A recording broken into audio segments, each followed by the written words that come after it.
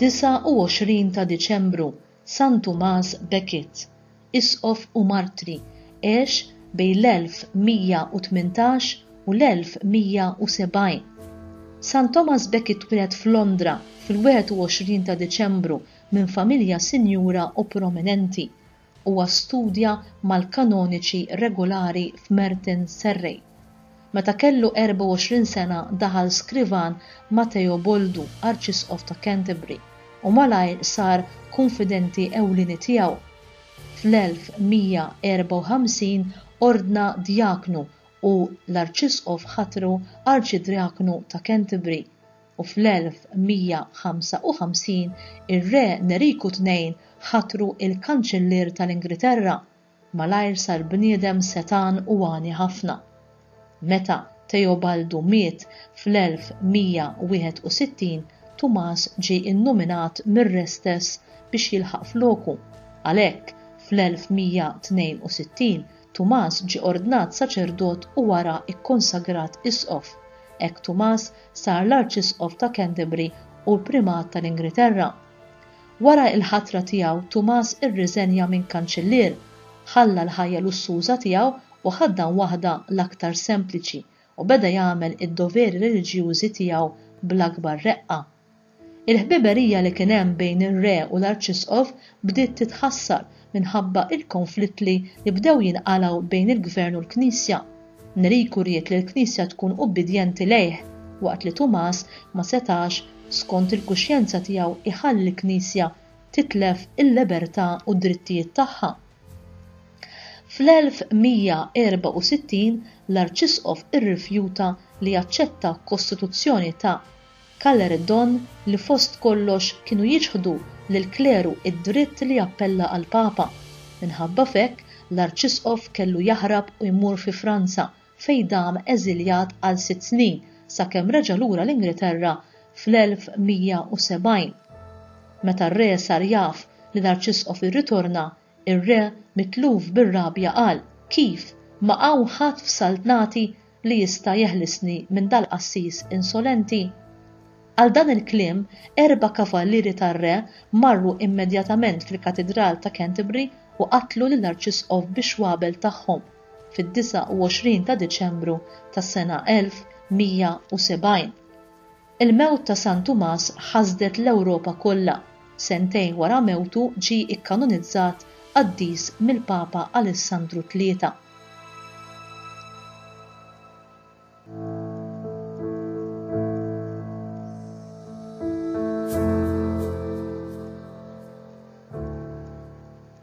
Mal-verità m'hemmx kompromessi, ma nistgħux insejħulu abjad dak li nafu li hu iswed, anki lek l-avversarji tagħna jaslu joqtluna. Kemm hu nobbli n-nisrani li jirraġuna b'dan il-mod.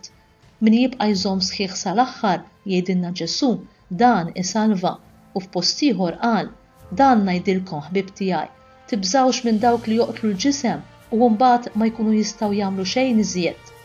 San Tomás Becket iddefenda bisħieħ id-drittijiet u l-kariga tiegħu kienet titlob li għandu jħares, żamm qiebes kontra pressjoni u intimidazzjoni l-aktar qawwija, ma ċediex akkost li jitlef ħajtu.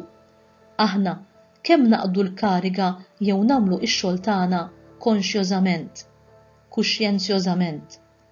Kemm ma nħallux il-flus, il-prestiġju, il-poter, l-avvanz, impjieg ieħor jew xi gwadan ieħor jinfluwenzana b'mod li nittraskuraw il-qadi ta' dmirijietna. Il-Papa Franġisku għal dan id-diskors li ġej fis-16 ta' Novembru tas-sena 2015 waqt omelija fil-kappella tad-Dar Santa Marta. L-idea li kulħadd ikun jaħsibha l-istess.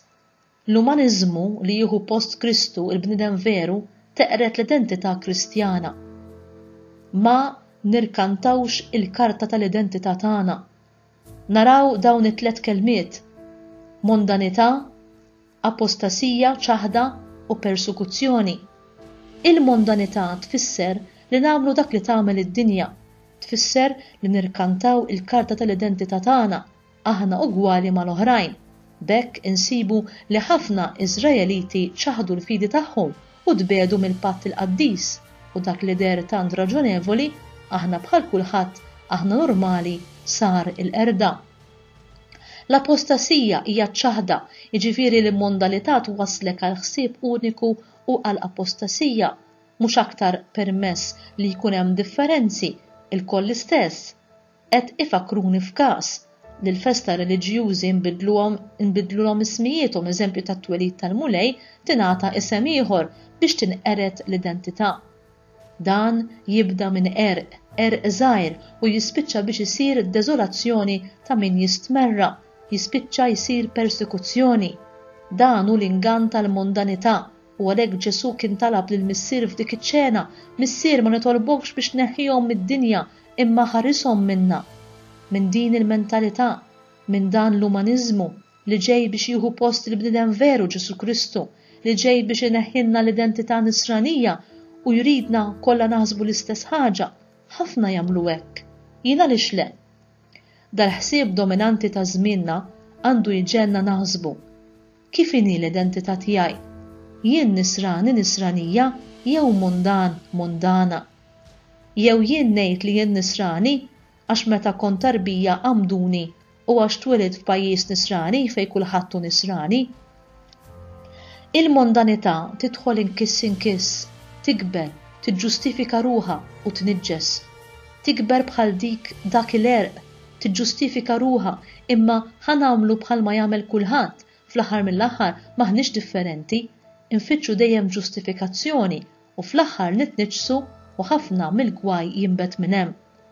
Nitolbu lill-mulej għall-Knisja biex il-mulej ħarisha minn kun forma ta' mondalità. Jalla l-Knisja jkollha dejjem l-identità li ta' Kristu Ġesu. Jalla aħna wkoll ikollna l-identità li rċevejna fil-Magħmudija u li din l-identità li rridu nkunu bħal kulħadd biex nkunu normali tintrema l-barra. Jalla l-mulej tina l-grazzja li nżommu u nħarsu l-identità nisranija tagħna kontra l-ispirtu tal-mondanità li dejjem qed jikber li jiġġustifika ruħu u jniġġes.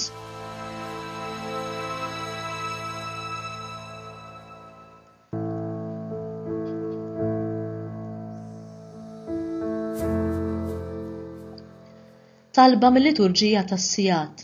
O Alla, intajt il-grazzja lil martri San Tumas biex bil-qbija kbira ixerred demmu għall-ġustizzja. Bit-talb tiegħu għatina li f'din id-dinja niġħdu ħajjitna għal Kristu ħalli nsibuha fis-sema. Nitolbu dan bi Kristu Sidna. Amen.